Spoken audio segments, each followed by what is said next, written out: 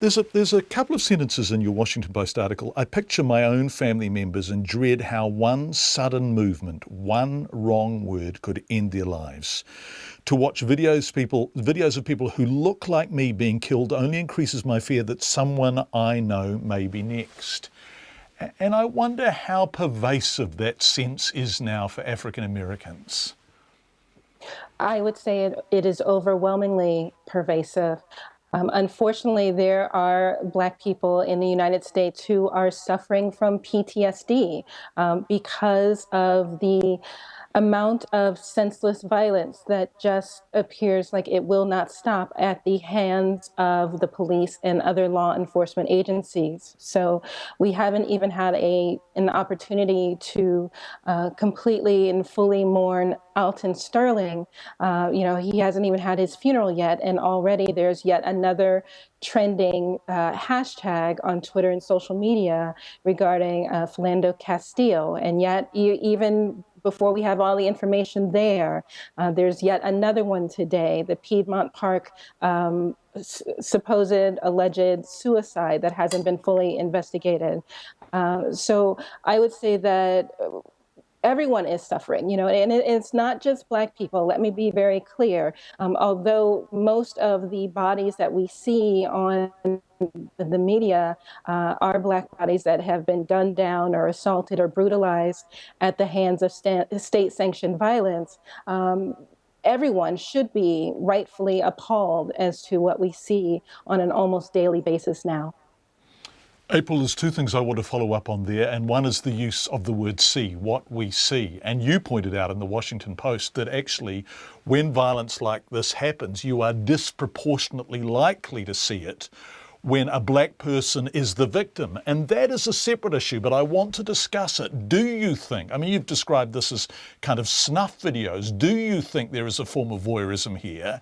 And if so, in terms of reportage and telling people about what's going on, how do you get the balance right? There's definitely a prurient entertainment going on with respect to showing Black bodies that are either dead or dying or assaulted, not just in social media, but also on our news programs. So the New York Daily News, for example, today had on their front page, Alton Sterling, face up, body riddled with bullets, bloody, on their front cover. And it's not even clear to me whether he was dead or in fact dying. So it could have been a picture of a dying man. I believe that the videos are important. There are times when they are used as potential evidence in a case. There are times when they dispute what law enforcement officials have said has happened, so they are important. However, once those videos are placed in the hands of the correct agencies, either the law enforcement officials or the agencies that are investigating the case, there is no positive benefit to replaying them and repeating them over and over again, either on social media or on news media outlets. If you are not already enraged by what you've been told, by what you've already seen, then seeing someone's body laying on the ground shouldn't make a difference to you. It is almost as if Black people are not believed when we say they're killing us on a regular basis. And so someone says, I don't, show me, I need to see the blood. I need to see the death before I can believe you. And even then, for example, Trayvon Martin several years ago, we had no video of Trayvon Martin, and yet we still protested regarding his senseless death.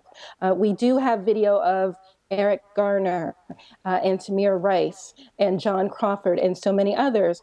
But showing that video countless times did not lead to indictments of the police officers involved. So what good is it to broadcast the pain and suffering of Black people?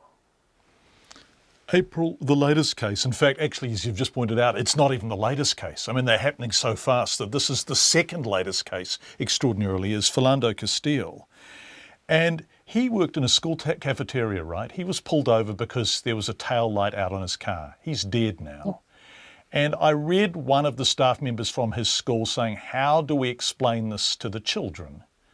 And I thought, wow, that's big, because this is a story about a fellow who shouldn't be dead under any circumstances. And it's also a story about the police, who children are taught to trust, doing something which on the face of it seems terribly wrong. And that's a microcosm of what America is grappling with, right? That's exactly right. I mean, with Philando Castile, he did everything right. You know, when he was pulled over, and when we have the video to prove that, you know, when he was pulled over, he said he had a registered firearm in the car, as he was legally permitted to have because of it's an open carry state. He was reaching for his license and registration, and he was shot. I have a teenage son. What do I tell my son when he is pulled over after the case of Philando Castile? Because Mr. Castile did everything that he was supposed to do. His hands were always visible. He let the officer know that he had a weapon in the car. He was never reaching for the weapon. He was asked to produce his license and insurance and registration, and he was in the process of doing that when he was shot.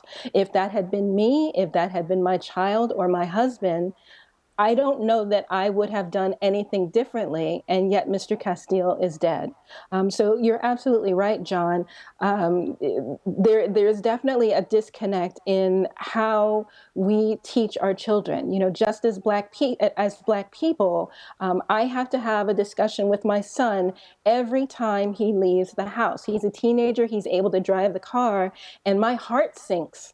You know, and I don't sleep. If he's going out with his friends for the evening, he's a teenager. He should be able to do that, you know, and have fun.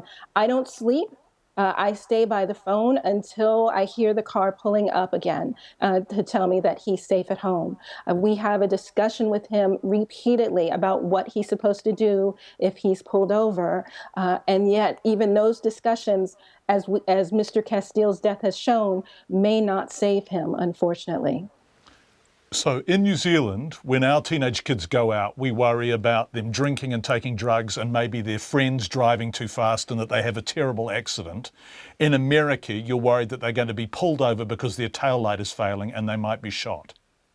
Right. And it may not even be a tail light. I mean, there are countless stories. So we worry about everything that you do in New Zealand, plus the fact that a child, you know, we call it DWB, driving while black. So it may not even be a taillight. For example, I know that the taillights in my car right now are fully operational, but my son is driving an SUV and he is a teenage kid. And so if an officer wants to, he can pull him over just because he doesn't look like he should belong in that car. Do you know what I'm saying? And so it's not a rundown car from long ago that, you know, maybe he's worked up to save to buy, because this is a relatively new car and it's, you know, it's a nice looking sports utility vehicle. He could be pulled over for not breaking any laws just because he looks like he shouldn't be where he is. And there's no way for me to prevent that. You know, I cannot protect my children.